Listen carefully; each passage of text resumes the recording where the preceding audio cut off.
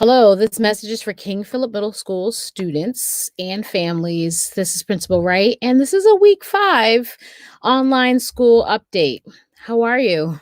I have to say again that we miss you dearly, and I don't want to take a lot of your time because I know at this point it feels precious as you're trying to manage lots of things, but I thought it important to try to get out of the email stream and do a video update as we approach or as we're in week 5 of our KP distance learning. So I want to highlight a couple of things in today's message. And so the first thing, it's funny, I don't know if you've seen this video, and I'll put the link at the bottom of the description box. Called School is Not Canceled. And it was forwarded to me on Friday, and then I got a couple of forwards today. And it's such an important message that I want to say, KP, okay, school is not canceled at all. We are still in school. We are still in session. It just looks different. And yes, it's very different from walking in the building every day. But I want to reinforce the need for us to see you, for you to be a part of the school community. And so we're still in session. And one of the ways that you can participate the best is by showing up. What does showing up look like? Well, it looks like you doing your assignments, which a lot of you are doing, and we're struggling and we're reaching out to students who are not doing their assignments just to make sure everything is well and it's okay. So that's one way. But the other way is showing up to your Google Meets. Why? Because your teachers miss you, first and foremost, and they are lifted up and they feel better about what they're doing when they see you. When you don't show up, they worry. So at the very least, if there is a family obligation, or if you're not feeling well, if you could email your teacher or have your parent or caregiver email your teacher to let them know that you're not feeling well or you have an obligation, then they won't worry. So that's the first thing you can do is show up. And if you can't be there due to a family obligation or because you're ill, you let the teacher know that that's what's going on and that's why you're not there, so that they're not worried. The other reason why you should show up is because your peers need to see you there. Yes, your classmates need to see you there. Well, I don't know. I'm not really friends with a lot of people in my class. Friendships, you may not hang out with them, but you are a part of that classroom community, and it makes a difference when they see you there because it feels familiar. When everyone's not in that space, it feels unfamiliar because someone's missing.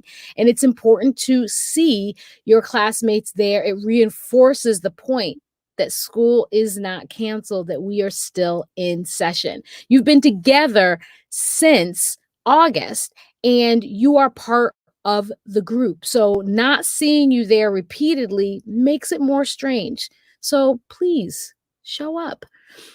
So I loved in this video, he talked about the fact that school is not a building or a location, but he describes it as a community of people committed to meaningful relations. And it doesn't stop just because of this virus. It looks different because of this virus. We're responding in the safest way possible. But school is more than just the building where we show up every day. Of course, it looks different. And there's plenty of resistance, he says, and I'll add obstacles. But not getting together physically does not mean relational distance. You know, there's this whole conversation about physical distance versus saying social distance. We are physically distancing ourselves for health reasons and to keep lots of people in our community safe, but it doesn't mean that we allow that to get in the way of our relational distance with each other. And if you are participating in school in these ways, it reinforces the fact that we are still connected as a community. So I want to hear you. I want to know that you're showing up to those meetings, that you're participating by submitting your assignments, that you're letting your teachers know when you can't be there so that they're not worried. And we know that we're still connected. That's what you can do to help stay connected. So that's my first highlight. And the second thing that I want to discuss is the grading. And so because school is different, we are going to be grading differently. And so one of the things we know is that we're doing this asynchronously. So some of you are doing work at different points in times that make sense for you and your family. So the learning plans that are shared by teachers weekly continue to follow some guidelines. They continue to be flexible and responsive. They continue to focus on our learning platform. Teachers are using different methods within their Google Meets to stay abreast and to keep you engaged and connected. We're continuing to talk about you using online learning tools. And so I know for some of you, it might be a little bit of a learning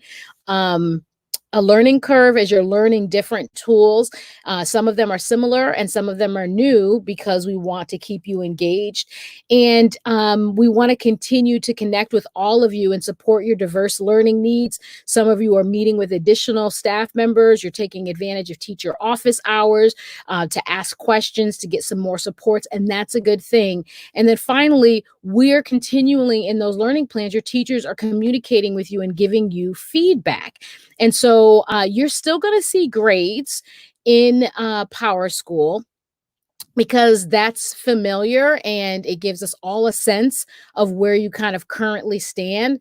But at the end of the marking period, those grades are going to translate into 3 categories: pass with distinction, pass and fail, and then in extreme circumstances we might have an incomplete if necessary. And so I just want to reiterate that honor roll will not be calculated for quarters 3 and 4 given where we are right now. If you are an 8th grade student who takes a world language or a math course at the high school, there will not be exams. And I think world language 8th grader students usually took exams too. There will not be exams for any of those currently in session. And so I just want to share, I'm emailing this to you as well, but I just want to share the screen so that we're clear about what this looks like as well. So you're asking, I'm sure, what does it mean when we say pass with distinction, pass or fail? And so we're looking at 2 categories, and I want to be clear about this.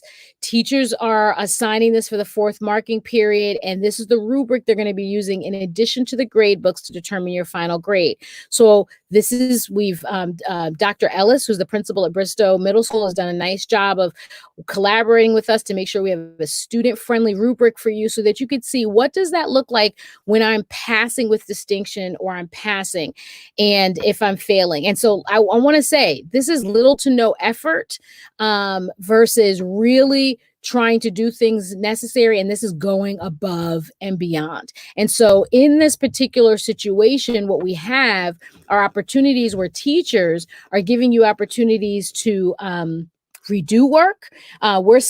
Some of you are submitting work late, meaning the teacher has to put a deadline, but it's past that deadline. That's okay. There is no penalty for you submitting work late. We want to keep you in line so that teachers can continue to grade in a certain construct, and so that you don't fall behind with new assignments. But if you submit something late, it's not going to be you're not going to be penalized for it.